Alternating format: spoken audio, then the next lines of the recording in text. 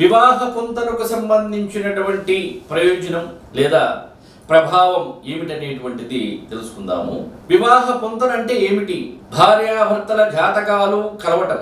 అంటే ఇప్పుడు చాలా మంది కూడా ఏం చేస్తున్నారంటే 36కి ఎన్ని పాయింట్స్ వస్తున్నాయి అనేటువంటిది చూసి 36లో కూడా 8 గుణగణాలలో కూడా ఇంపార్టెంట్ గుణగణాలు ఏవి కలిస్తే వివాహ జీవితం అనేది బాగుంటుంది అనేటువంటి విశ్లేషణ చేయకుండా జస్ట్ 36కి 20 పాయింట్లు, 25 పాయింట్లు, 18 పాయింట్లు లేదు 30 పాయింట్లు పాయింట్లను చూసి కేవలం వివాహ పొంతన అనుకూలంగానే ఉందని చెప్తున్నారు. కానీ అది చాలా పెద్ద తప్పు. పాయింట్స్ ఇంపార్టెంట్ కాదు, లగ్న చక్రాలు ఇంపార్టెంటు. లగ్న చక్రంలో ఉన్నటువంటి గ్రహస్థితి ఇంపార్టెంటు, లగ్న చక్రంలో ఉన్నటువంటి దోషాలు ఇంపార్టెంటు.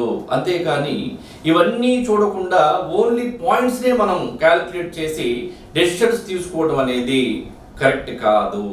ఇద్దరి పచ్చని జీవితాలకు సంబంధించి జాతకాలు చూడమని మన దగ్గరికి వచ్చినప్పుడు మీకు తెలిస్తే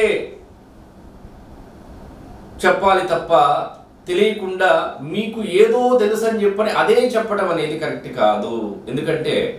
ఎందుకు ఇంత గట్టిగా చెప్పాల్సి వస్తుందంటే ఎంతోమంది జాతక పరిశీలన పరిపూర్ణంగా చూడక వారి జీవితాల్లో ఎన్నో సమస్యలను ఎదుర్కొంటున్నారు. అలాంటి కేసెస్ కూడా మా దగ్గరికి వచ్చాయి.